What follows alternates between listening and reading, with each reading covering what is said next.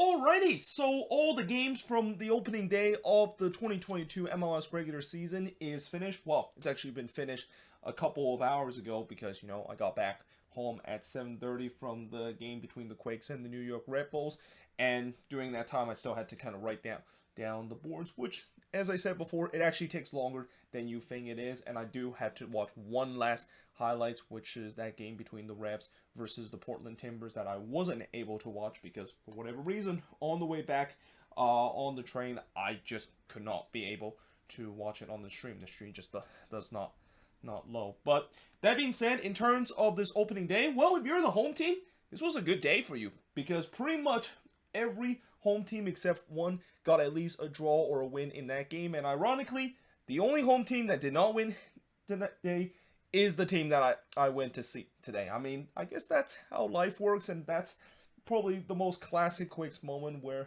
way to go, Quakes, of letting down a chance where every single home team would at least get a draw or a win in the opening day of the regular season. Now, because this is also the opening day of the regular season, we definitely saw some firsts in this game, and we definitely saw a couple of blowouts, a couple of close games, and also some history that we saw down in Austin. But we start off with the first game, which is Columbus versus the Vancouver Whitecaps, and this game was a one-way traffic game from the get-go. I mean, Columbus really just dominate throughout this game, and the Whitecaps never had a chance throughout this one. Now, 2 minutes into this game, Zarian posted high from long range before in the 6th minute. Dejenik hits it high from close range, but then in the 8th minute, Columbus would get the lead, and it's Miguel Berry, the one that scored from Zarian. I almost said that he starts. I mean, he obviously start with the way that he scored in the 8th minute. Although I thought that this was maybe an own goal on Veselinovic because it definitely looked like this one was kind of a deflection, and it was last touch off of Veselinovic that basically deflected in, and that shot that Berry took was not on goal. But Columbus wouldn't care, and especially Miguel Berry wouldn't care. I mean, he has definitely got off his campaign off to a great start after a breakout year last season, and Columbus were up 1-0 in this game. Artur then hits one straight to Sal in the 17th minute. I mean, it's definitely great for Columbus fans to see Artur back into the game. And also Aiden Morris made an appearance in this game, I think, coming off the bench. So you got two guys that were considered very important player to this crew team last season that was out with season-ending injury, coming back in this team on opening day. I thought it was pretty much all crew early as the Whitecaps barely got out of their own half. Artur then had another opportunity in the 33rd minute as he teats one up from long range but missed high. I mean, Artur is not known to be a goal scorer, but he definitely were looking to try to score a goal in this one. The shots was 13-0 in favor of Columbus up to that point. I mean, it was so one-sided of a game that I started to feel bad for Vancouver, and definitely felt bad for Vanni Sartini, consider, this was the big question of what happened when now Vancouver goes through a tough stretch, whether or not if Vanni Sartini can kind of guide this team out of the mud, and this could be a big test after this horrendous game that they had in Columbus. But in the 44th minute, Zarian had a 22-yard shot that was deflected high, and we head to halftime with Columbus leading 2-0 over Vancouver. In the second half, the Whitecaps finally had one of their rare chances as Dahomey lashed one that goes wide, and they were maybe hoping that they can spark a comeback. Well, that all disappeared in the 53rd minute when Jake Nowinski get his second yellow card. Now, originally, I thought this was harsh with the way that Nowinski got a straight red, because, yes, it kind of looked like it was denial of goal score opportunity, but Nowinski didn't really kind of bought down or anything. Mostly kind of obstruct him, but at the same time, I also realized he was on a yellow card, and that even, when you don't bring someone down and you're obviously kind of obstructing a player going through and go, yeah, you're going to get a yellow card. And again, Nowinski was already on a yellow, so he, of course, was dismissed because of that. Hassel then denied Etienne as he goes through on goal. I mean, Hassel kind of had an okay game, though. His defense base in front of him was not having a good game whatsoever, and he pretty much got hung out to dry. The post denied Artur and Columbus the third goal. I mean, Artur was just so unlucky in this game, and did I mention the fact that he really wanted a goal coming into this one. Berry tried to score a second one, but he puts one just high. But in the 84th minute, it would be 3-0 in favor of Columbus as Luis Diaz would open his account for 2020 to make it 3-0 in favor of the Crew. And just for good measure, it would be 4-0 in favor of the Crew as Zaria also wants to open his scoring account in 2020 as he scored here to make it 4-0 in favor of the Crew. And that would be the final score of this game as the shots in this one, 22 shots compared to 7 that Vancouver has, 7 shots on goal compared to none that Vancouver had, 7 shots off target compared to 4 that Vancouver has, 8 shots on his block compared to 3 that Vancouver has, and possession-wise, the Crew had the better possession, 56% possession compared to 44% possession that the Whitecaps has in this game. And yeah, you know, again, this is going to be interesting to see now after this rough game that the Whitecaps has had. How would Vanni Sartini will trying to maybe overcome this low of a setback, because as I said last season they really didn't had any setback with them going on a very good run heading into the playoffs. But we'll see whether or not for the first time when Vanni Sartini's team face some adversity, whether or not if he can get this team back on the right track. But moving on, in terms of the next match is LAFC versus the Colorado Rapids, and this one was also not close whatsoever because LAFC pretty much dominate this game against the Rapids. And remember how I've said before, Vela said that he is thinking that this is going to be his last year with LAFC before maybe going to Inter Miami or even going back to Europe, and he's going to give it all he has. Well, in this game, not only the fact that he gave it all he has, but he gave it all he has and then some. The Twitter stream decided to show an empty Drive Pink Stadium instead of the game as I was watching it for the first or as the game was about to start, which sounds about right because, as I said, Twitter stream in MLS, it's always broken. It's either the commentator are terrible or the fact that the stream is not working whatsoever. And in this case, by the time the stream actually was up, it was already the 6th minute of this game. Now, fortunately, there was no goal that was scored in this game, though I have no idea what happened in the first 6 minutes of this one.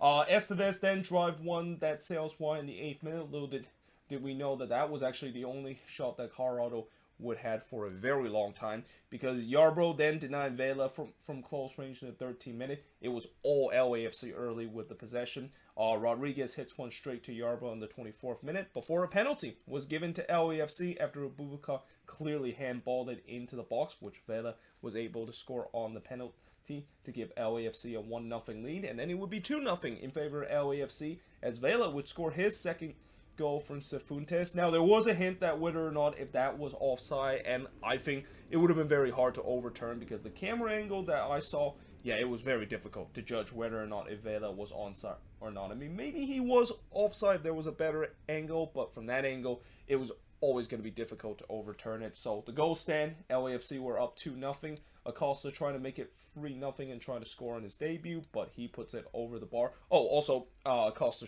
trying to score again.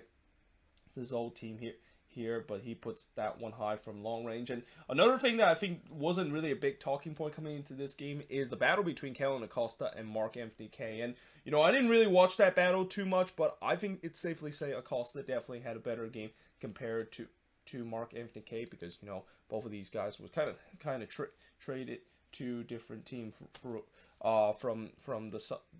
from not only the offseason but also starting in the summer transfer window when Marc-Anthony Kaye went to Colorado from LAFC. And then in the second half, after LAFC were up 2-0, Vela would complete his hat trick as he scored here from Cifuentes to make it 3-0 in favor of LAFC. So, you know, Vela not only on the top of the Golden Boot shirt, but he recorded the first hat trick this season, and I believe this is his 3rd hat trick with LAFC, because I remember he did score one against the Quakes, and there was another one that I forgot he also had a hat trick with LAFC. But nevertheless, his hat trick made it 3-0 for LAFC. We have a little coming together in the 56th minute, and I also wrote Colorado was just stuck on 2 shots. Like, again, it was all LAFC in this game. Colorado barely had any possession in this one whatsoever. In the 70th minute, Rodriguez tried to curl one in, but that one one goes wide after it was deflected. Then Crepeau had to kind of push a dangerous cross from Barrios in the 72nd minute. I'm not sure if that was registered a shot, but that was really like the first. If it is, that was really the first shot that they had since the 8th minute. Rubio then puts it over the bar in the 75th minute, and then after around the 82nd mark, this is when I kind of switched off this game because I was walking from the train station to PayPal Park, and I didn't want to just kind of walk to the stadium while I was watching the game, and especially I was also kind of in a hurry to get inside the stadium. But it's understandable why I stopped watching because of the way that it's done. Like this game, no way Colorado was going to have a miraculous comeback in this one, and indeed that is the case. As in the end, LAFC were able to win 3-0 against the Rapids in this one. Shots in this one, LAFC had 15 shots compared to 7 that the Rapids had. 1 shots on goal compared to 7 that LAFC had. Both teams had 3 shots off target. 5 shots that was blocked compared to 3 that the Rapids had, and possession-wise, 50% for each of these teams. But it was LAFC, the one with a dominant win at home, and for the Rapids, they still have not fully recovered from the embarrassment that they had against Comunicaciones in CCO, and it's expected. I mean, again, it's always that game is always going to be tough to try to come, and especially it doesn't help the fact that a way to bounce back from that embarrassment is to go to a team you do not have a very good success whenever you play on the road, and not to mention LAFC is trying to give Colorado a little taste of their own medicine after what happened on Decision Day last season. But now moving on, in terms of the next match, is FC Dallas versus Toronto FC. So finally, we do have a match that wasn't actually a blowout, though I will say that Dallas would feel like they should have won this game because I thought they were the better team in this one. And they actually got the opening goal just 9 minutes in as Obrian would score from Arriola and Palmico to make it 1-0 in favor of FC Dallas. So certainly for Arriola, a great debut of him getting on the assist chart, and also Paxton Palmico, who has been facing a lot of injuries in the last couple of years, finally getting healthy and gets on the assist chart too. Although I will say that this goal actually was originally called offside, and then they had to go to VAR to see whether or not indeed that is not offside. And it was not offside. Like, it wasn't even close. The fact that they missed that is kind of mind-boggling, but good thing VAR was there to change that, and here's an example of when VAR is actually used correctly in MLS, which, it doesn't happen often, but it's good that it does happen in this case. Then Pays denied Pozuelo from long range. Pays, of course, getting the start over Jimmy Maurer, who I think Maurer was actually injured coming in this game. We actually had a couple of goalkeeper today that, I was expecting to start, but they actually did not start in this game. And then you also get these kind of no-name goalkeeper that I have never heard of, or they're making their first start, though I think he had a decent game in this one. Pace.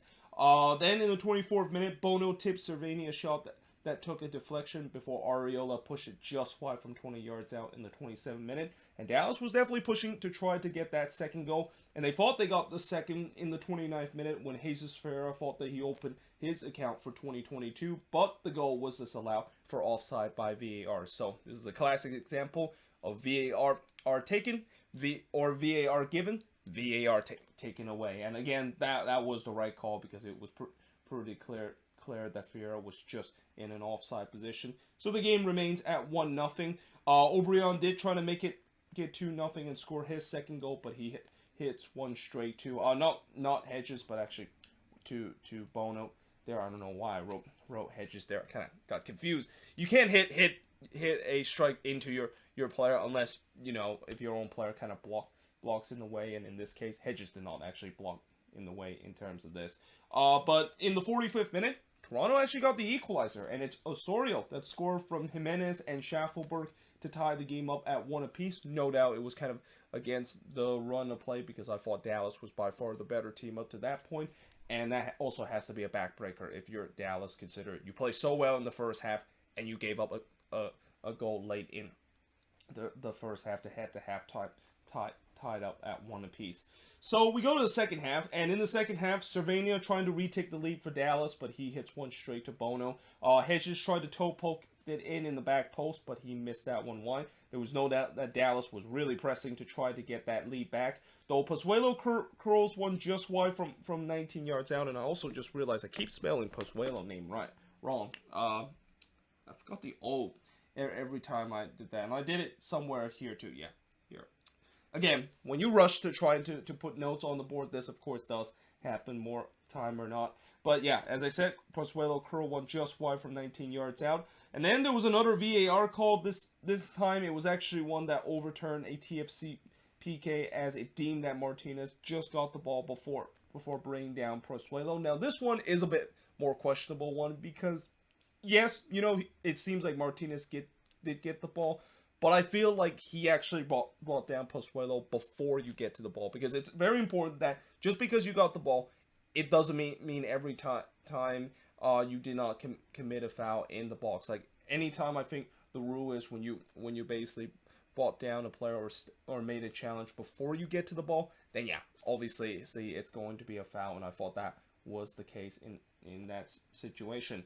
But then in the 72nd minute, Jimenez had a free header in the back post but missed wide before Okello hits it high from close range, and all of a sudden TFC kind of had the momentum. I mean, they must be very angry about the no PK call back in the 67th minute, so they look like they're trying to take it into their own matters to try to get the lead for good. Though in the 88th minute, Dallas had another big opportunity, and it turns out their last opportunity to get the second goal, as Ferreira actually went through on goal, but he hits that one on the side netting.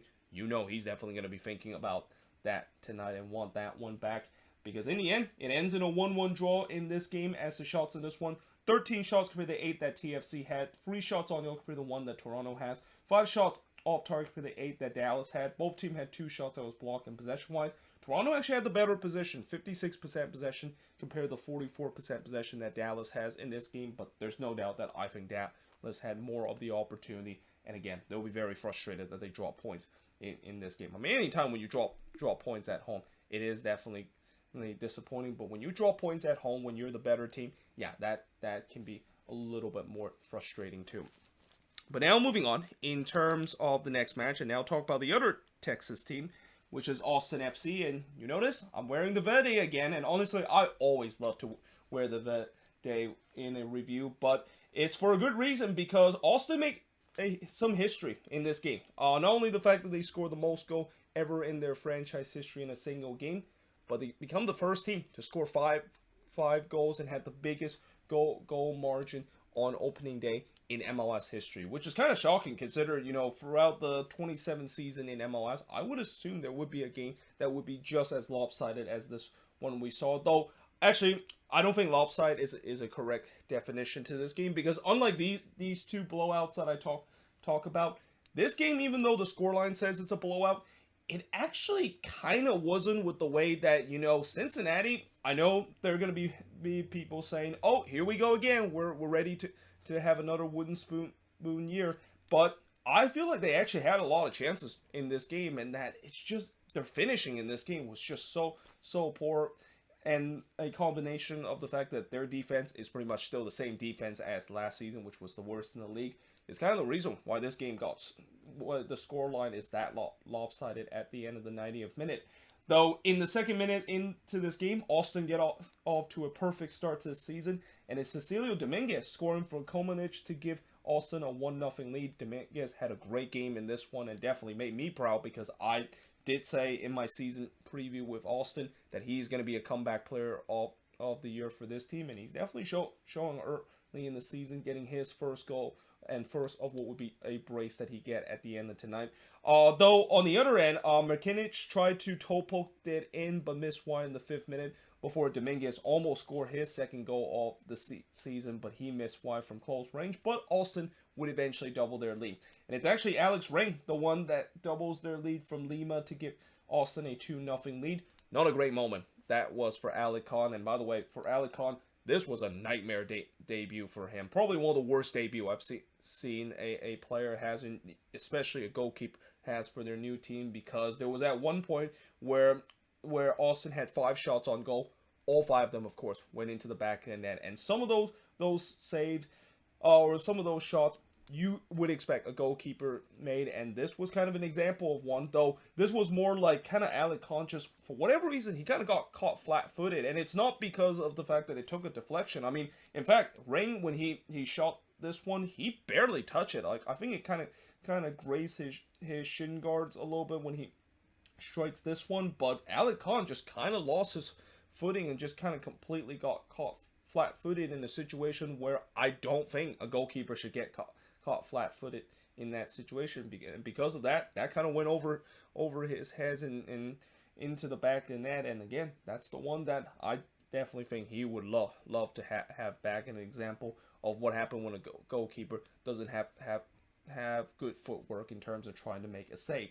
But in the 23rd minute, Vasquez goes through on goal, but he missed wide. And he had another opportunity in the 28th minute, and he, of course, again, missed wide from close range. And again, Cincy, despite being 2-0 down, they had some chances in this game. Like, if they would have converted some of their chances, or even one of their chances, they could maybe get themselves back into this game. But instead of that, and the fact that their defense, of course, still suck, Austin was able to take advantage of it, as in the 42nd minute, it would be 3-0 in favor of the Verde, and it's Jerussi who opened his 2022 account by scoring here from Fagundes to make it 3-0 in favor of Austin. And again, this is one that Alicon clearly should have done better. I mean, this one that Jerussi hit, you know, he kind of hit this one straight to Khan, and that, again, Khan needs to get better in terms of palming that one away, and that goal probably shouldn't have happened. Like, it honestly, if Khan actually makes some decent save in terms of those two goals that it has, this could have been 1-0 in favor of Austin heading into halftime. But instead, it's 3-0 heading into halftime in this game. And in the second half, Dominguez tried to get his second goal again, but he puts it just high from long range. Vasquez then puts it wide from long range. I mean, Vasquez had so many chances in this game, and he was kind of the main culprit in terms of all those missed chances that Cincinnati has in this one. Kubo then had an opportunity in the 54th minute, but he puts that one high from 17 yards out, and you know, the finishing is just holding Cincy back in this game. Like this, they could have easily scored 1, 2, or even 3 goals in this one if it wasn't for the bad finish. And because of the bad finish and the combination of bad defense from Cincinnati, Austin took advantage of it again. And in the 61st minute, after Dominguez was chasing to get his second goal, he finally gets it here as he scored here from Jerussi and Pereira to give Austin a 4-0 lead. And in the post, basically denying Acosta and Cincy a chance to get one back. I mean, that kind of just summarized Cincinnati night with the way that they always came so close of scoring, but they just never able to do so. Pereira then puts one straight to Khan from close range in the 71st minute. I believe that's actually the first save that Alec Khan actually made in this one, though. In the 3rd minute of stoppage time, he actually contributed into Austin's 5th goal as he scored an own goal here, and that goal kind of just pretty much summarized his nightmare debut. I mean, this one was kind of more unlucky because when oh god, who was, I'm literally blanking on Musa Jite. Yeah, that's the name. I was thinking, who's that striker again for Austin? I mean, it's not Mackenzie Gaines because he moved on to Charlotte FC from the expansion draft, but there was another striker in Austin Rain, and now I remember it's Musa Jite, the one that basically crossed that one in. It kind of came off of Khan and bounced into the back net, and you could say that kind of maybe isn't a little bit unlucky, but it just kind of summarized Khan night. It was just not his night whatsoever. And I know Cincinnati fans are going to overreact and saying that, well, so much for us having an upgrade in terms of in the goalkeeping position. I mean, all goalkeepers going to have a bad night, and I have no doubt that Alec Khan will definitely bounce back in future game. But yeah, this is definitely a night that he don't want to remember, and it's definitely a night that Cincinnati fans would not want to remember. I mean, they have a lot of these nights, consider what happened last season. But the shots in this one, 19 shots for the 13 that Cincinnati has, 5 shots on goal for the 2 that Cincinnati has, 7 shots off target for the 9 that Cincinnati has, 7 shots that was blocked for the 2 that Cincinnati has, and possession-wise, 57% possession compared to 43% possession that Cincinnati has in this game. And, you know, overall, I guess, you know, for Cincinnati, I know, you know, again, fans are going to overreact with the way that, looks like we're heading into another wooden spoon year.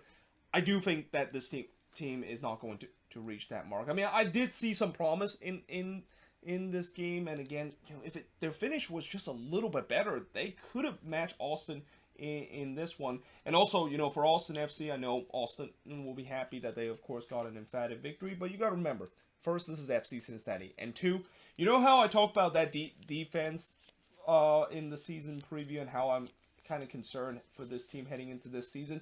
Yeah, I'm still having that concern. Because, yes, they got a clean sheet in this one, but it was mainly contributed because Cincinnati just could not finish in this one. Like, if they do face against a team that can finish, they could be in serious trouble, because there was time where that Austin back line really allowed some grade A chances for Cincinnati. And again, because Cincinnati was toothless in this one, and the fact that their defense still sucks, that's why you get the emphatic scoreline that we got in this one, which turns out to be the largest goal scoring margin in an opening day match ever in MLS history.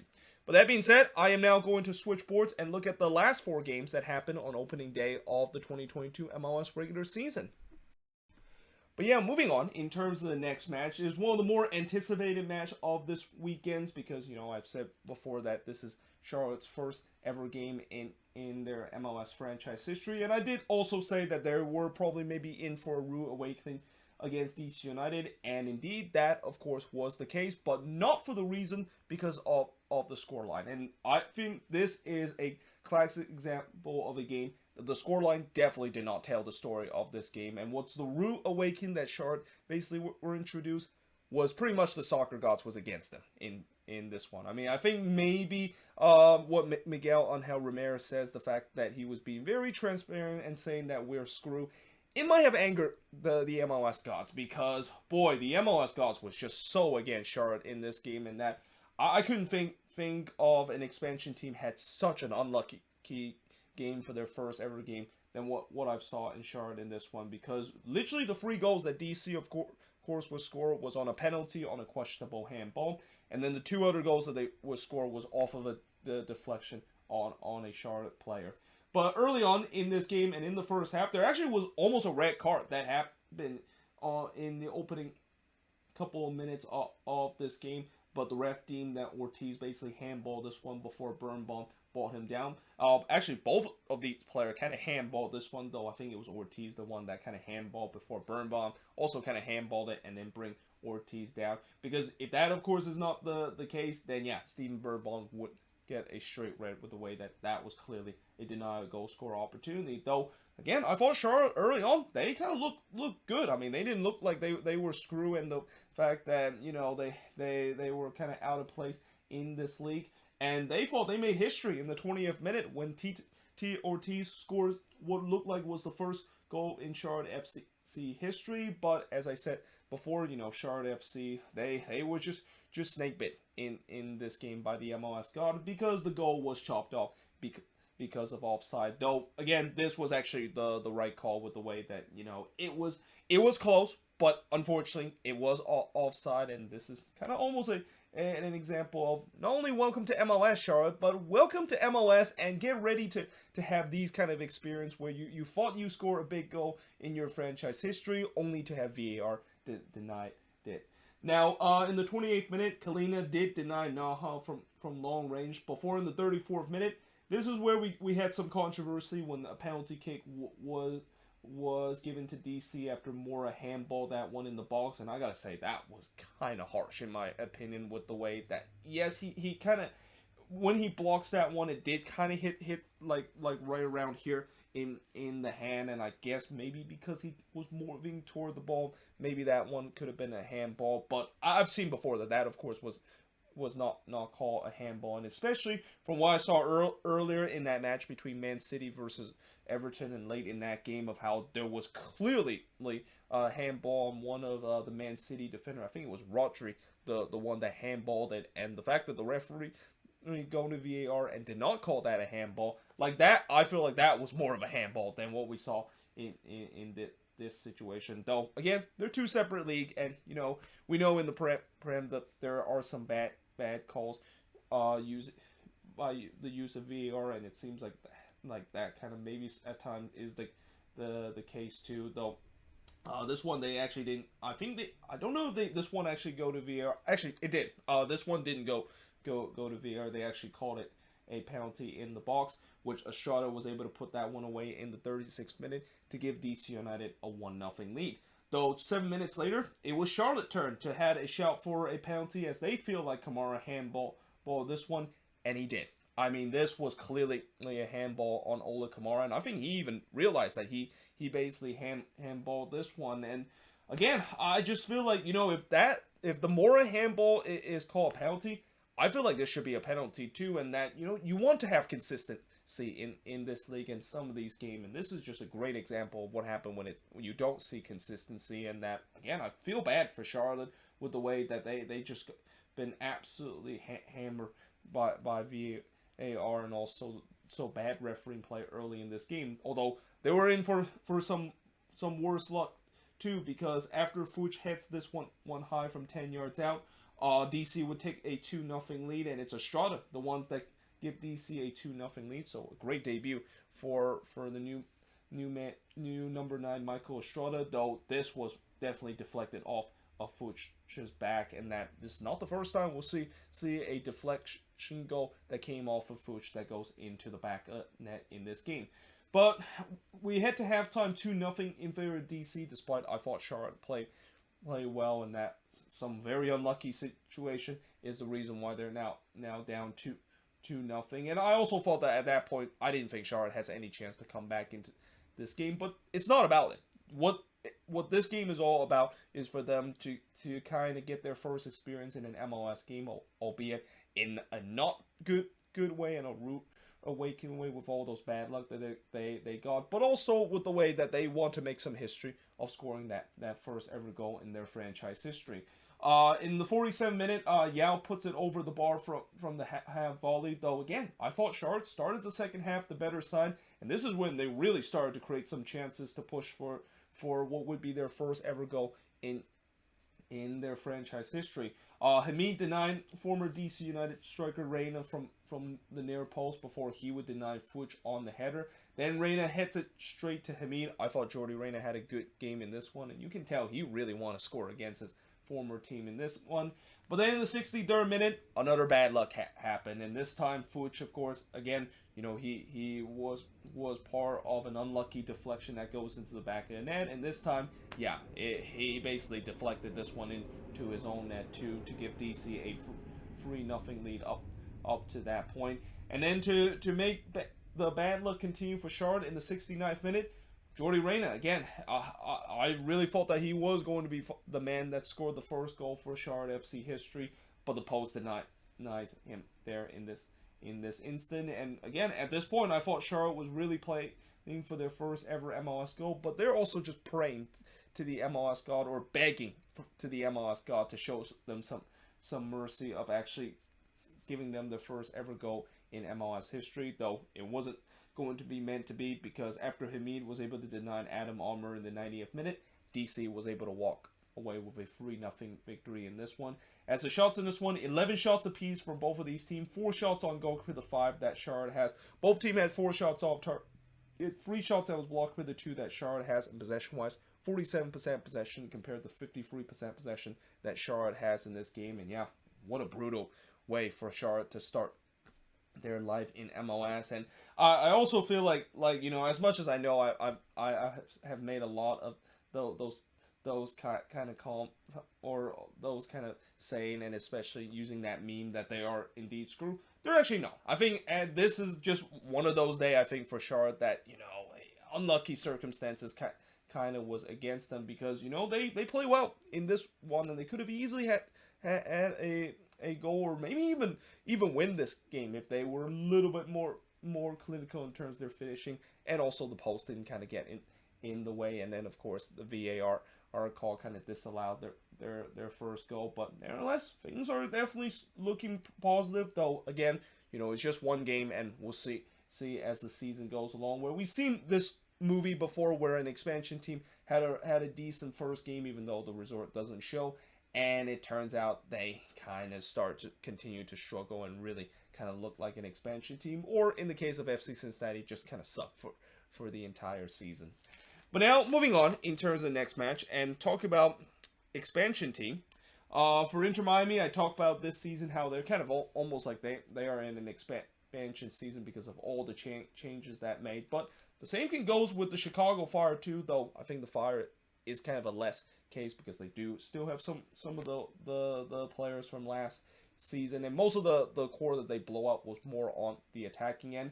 But overall, in terms of this game, where this was the only game on the opening day that ended 0-0, there was a lot of chances in this game. And in many ways, it probably shouldn't have ended 0-0 if the finishing was a little bit better from both of these teams. And early on, just 1 minute into this game, Shibilko almost had his dream debut with the Chicago Fire, but he puts it high after a WTF turnover from Miami. Campana then struck the post on the header in the 9th minute. I thought Campana had a really good game in this one, and again, very unlucky to not score a goal in this one. But it was definitely a lively start to this game, and you wouldn't know that this game was going to end 0-0 after 90 minutes of how it would go, with both teams really getting some quality chances in this one. Herbers flashed one wide from close range in the 11th minute before Campana hits it over the bar from 17 yards out. Then Ivanov struck the post from 17 yards out, so both teams, of course, struggling the woodwork in the first 30 minutes. Navarro then blazed it high from long range before Shaqiri hits one straight to Diop from long range. I mean, Shaqiri, I thought he had an okay game in this one. I mean, it wasn't a spectacular debut for him, and I think there, I think he's going to have some better game compared to this one, though. Again, he had a chance to had a dream debut of scoring a goal here, but he hits this one straight to Clement Diop, who was also making his debut for Inter Miami, and I also thought he had a good game. I mean, I think both goalkeeper, both Diop and Stalenia, had a relatively good game to keep this game scoreless.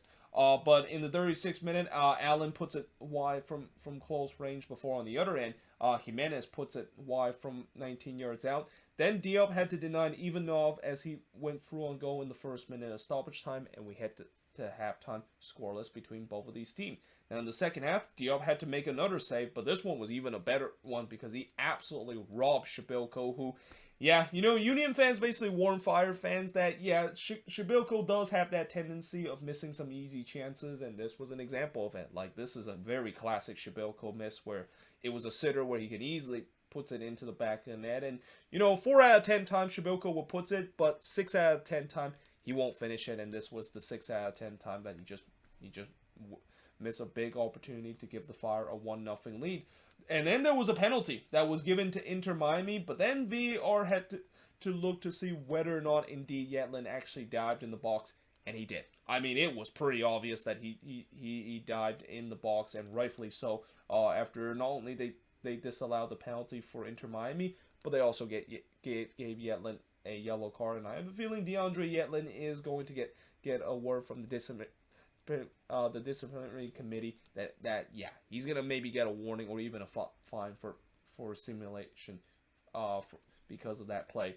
Though in the 57th minute, Campana with a shot wide from close range, and then I thought after a fury of action, things kind of started to slow down a little bit. I mean, this game was kind of non-stop with a lot of chances for both of these teams, but things did kind of calm down a little bit, and the chances kind of started to come hard by, though that kind of changed as we head to the last 10 minutes of this game as T-Ron drive one wide from long range in the 84th minute before Salenia had to deny Lassiter from long range, and then he had to deny Mota, though he did kind of allow a juicy rebound, and Valdez was there to try to tap it in, but he wasn't able to do so as that he hits that one wide.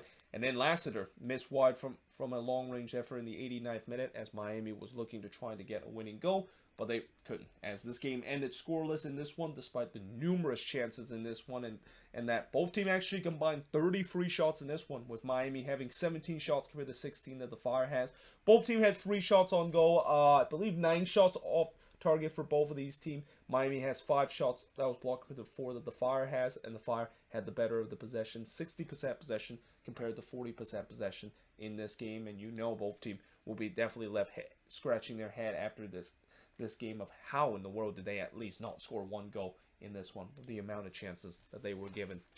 But now moving on, in terms of the next match, is the game that, of course, I went to, and I already did a quick recap that is already uploaded on my channel. But this is kind of a little bit of a more in-depth of what actually happened in the game, because during my quick recap, I didn't actually talk about, I barely talk about who actually scored and actually talk about what happened in this game. But this is, of course, a little bit more in-depth of it, and that, yeah, I mean, you know, there's that old saying, new season, same old thing, and this feels like it's like new year, same old Quakes, because this was a game where, I mean, I don't want to say I'm surprised that the Quakes lost this one, because I just had a feeling with the comments that Almeida made before the season began, and also the fact that he decided to once again go crazy and decided to put out a formation that the Quakes have never run before, and also putting guys in position that they have never played before, and how I feel like this is going to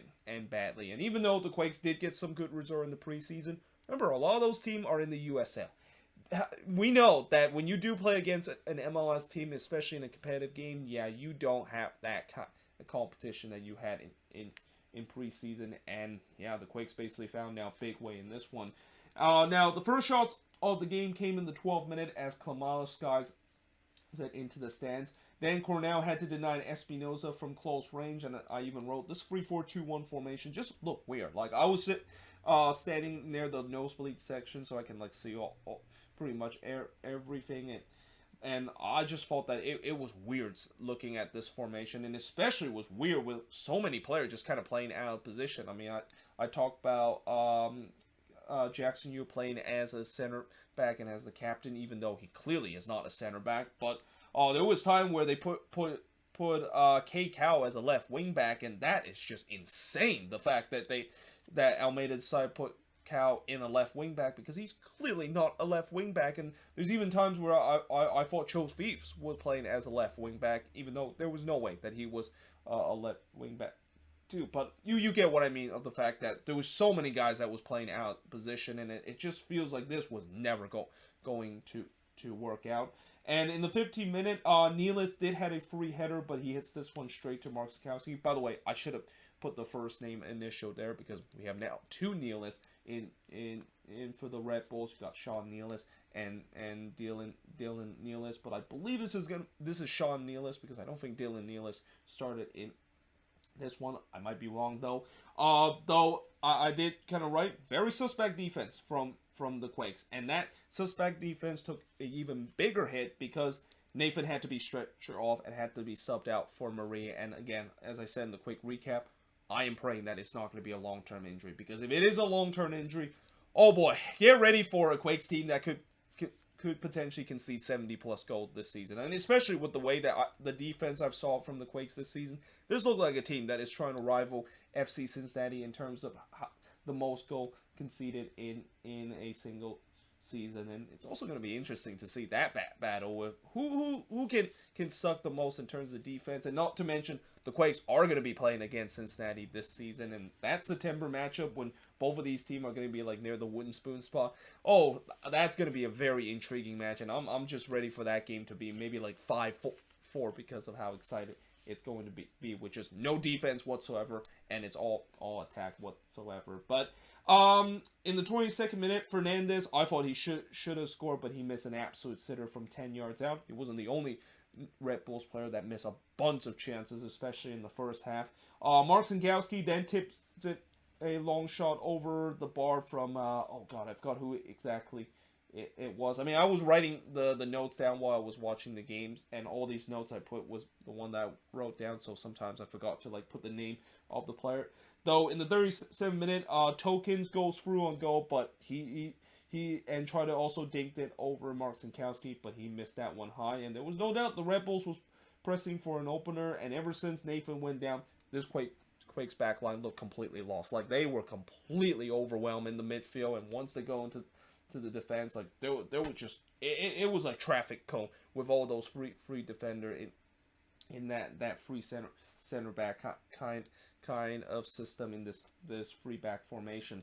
Though Ibobasi did have a chance in the 43rd minute, but he missed just wide from close range. Quiet night for Ibobasi, and that again, you know, he needs to have a big year this season to justify the fact that that transfer that he went from the Timbers to the Quakes is actually a good deal. And again, if he's going to continue to have these games, this is just another example of the Quakes unable to find a number 9, and probably could be in big trouble with the way that no, we're not going to have Wando bailing this team out with the way that he's now retired.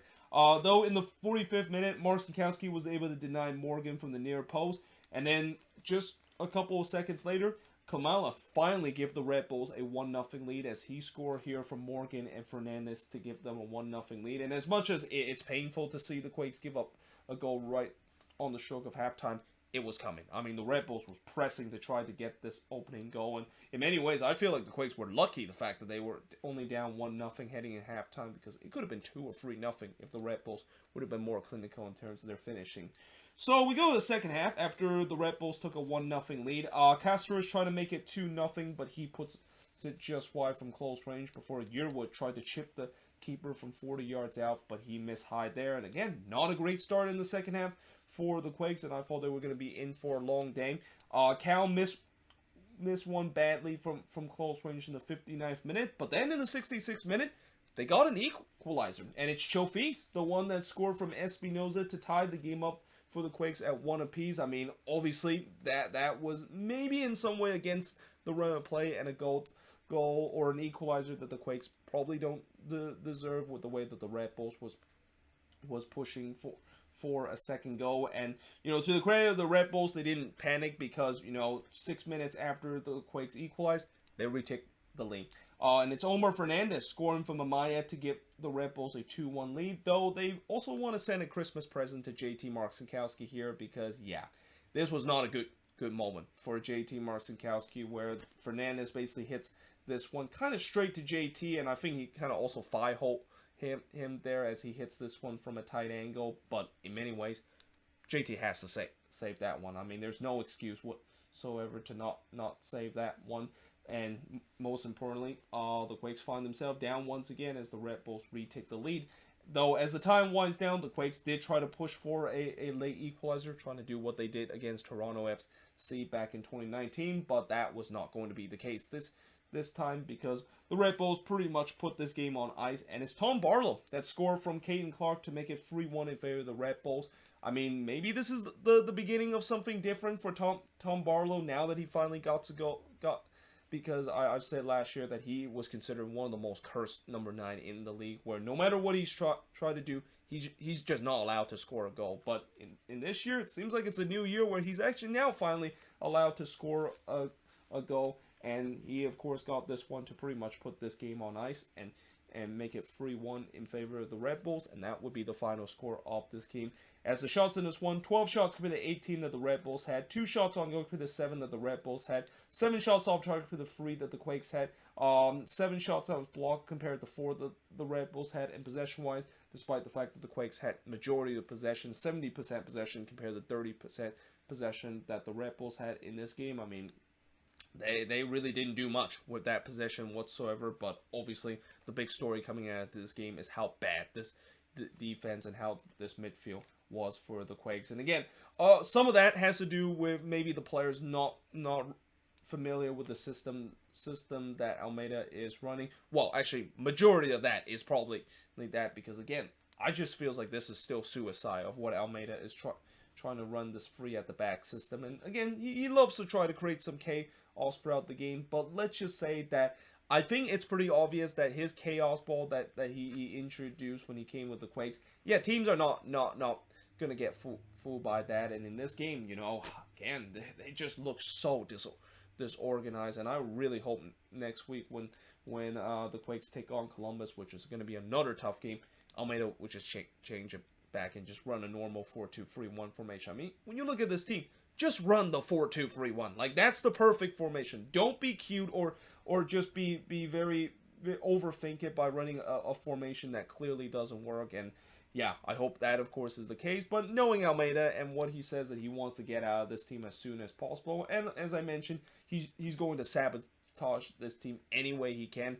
Yeah, I just feels like this could once again be another long season for the Quakes, and this is also the reason why I predict them to finish last, because this is a team that I guarantee to you by the time we head into the middle of the season, they can find themselves dead last in the Western Conference because of the way Almeida has sabotaged the team so much that the front office finally has the balls to decide to fire him, even though they should have done it this offseason. But now, moving on into the last match on this board is the matinee game, or the matinee game between the Portland Timbers versus New England. And this game definitely lived up to its expectation to be a very good game, because this was a very evenly play out game, especially early on in this one. Though in the first half, just 2 minutes in, Gustavo Bo looked to give New England an early lead, but he hits that one straight to Ivicic, and I think we found out the answer that, Ivicic is going to be the goalkeeper for the Timbers, and I think it's the right decision because, trotting out Bingham there as the goalkeeper, especially Bingham hasn't played in over a year and a half, and how has took a massive decline ever since he decided to snitch to the Galaxy. I think it's better to give Ivicic the keys now, especially, even though I know at times he was inconsistent with the Timbers last season, at least there's most games he actually comes up big. Though in the 4th minute, Edwards did deny Moreno from close range, and for those of you wondering, who's Edwards? Where's Matt Turner?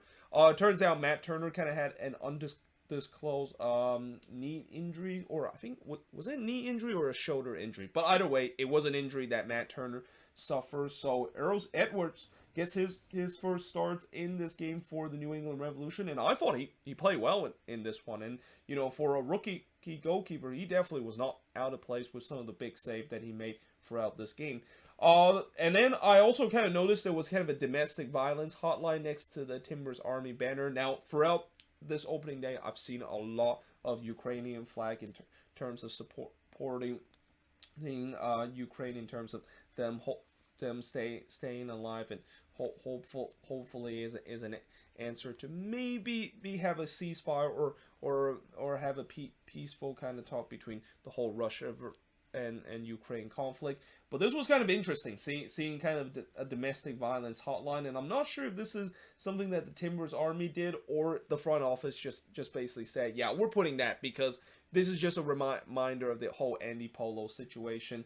And again, actually, I don't think maybe the Timbers Army put that there because, again, I wouldn't think they would like to put it there, and especially they tends to have that beef with the front office that is still brewing right now. Though again, very even with both of these teams early on getting some early chances.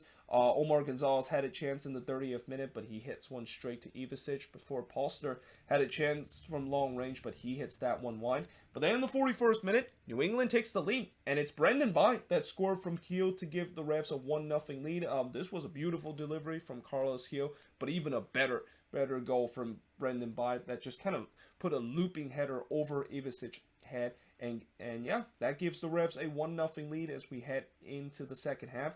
And in the second half, Edwards absolutely robbed Asprilla from 10 yards out. I mean, Asprilla had a great opportunity to shoot that uncontested, but Edwards with an incredible save to deny him there. There was a shout for a penalty from the Timbers in the 50th minute that wasn't given. Bravo then had a long-range effort that goes into the Timbers Army stands, but there was no doubt the Timbers was pushing for that equalizer, and they got the equalizer in the 60th minute. It's Darren Asprilla scoring for Marino and Jimmy Char, so Darren Asprilla definitely proved that last year regular season career year was not a fluke with him getting off the score sheet. And I think it's now safe to say that Darren Asprilla is no longer Mr. November. He's pretty much Mr. Regular Season now, because apparently last season, I talked about Darren Asprilla had an incredible year, and that it was kind of unexpected because he's always a guy that he's not allowed to score until it's October and November. And then when playoffs come, Asprilla just kind of decided to disappear, which is kind of odd because that's when he usually showed up. So I guess maybe this is now a tagline that Asprilla will only show up during the regular season, which I guess the Timbers won't mind him because they always need another goal scored. But yeah, that gave the Timbers the equalizer, though just like how in this game where when the home team tied it up, the road team quickly found a way to take the lead again. It happened in this one too, as just 1.5 minutes after Asprilla scores that equalizer, New England goes back in front, and it's Sebastian Lletget scoring on his debut from Jones and McNamara to give the refs a 2-1 lead. It was almost 3-1 in favor of New England in the 67th minute when Heel looked to try to score a third goal, but hits one straight to Ivicic. Niskoda then hits it high from close range in the 70th minute as the Timbers were looking to tie the game up again. Edwards then denied Jimmy Chara in the 72nd minute, but he could not do anything about this goal that Jimmy Chara scored in the 78th minute. I mean, what is it with the Portland Timbers and bicycle goal? Like, they just love to score bicycle goal with the way that Darren Asprilla, of course, scored a bicycle kick goal. And although I will say that between this one and Asprilla, which one is still better? I would say Asprilla, because the difficulty that Asprilla basically scored that bicycle kick to loop over the keeper, yeah, that is something that is going to be almost impossible to repeat. But this one was also pretty good too, and kind of also reminds me a little bit of when Rubio Rubin scored his bicycle kick goal last season. But nevertheless, this is no doubt is going to be the goal of the week that Chara scored this bicycle kick, and maybe even an early contention of winning goal of the year. I mean, we still a long way before we had that decision, but this is definitely going to be going down a goal that we will remember for a bit for the rest of the season. In the 80th minute, Marino then puts it just wide from 10 yards out. I thought Marino had a really good game in this one, and you can definitely sense that he is definitely going to be the next man that, you know, when Blanco does eventually retire, this is going to be a guy that we're going to be talked about as the next man up to be that creative player for this Portland Timbers side.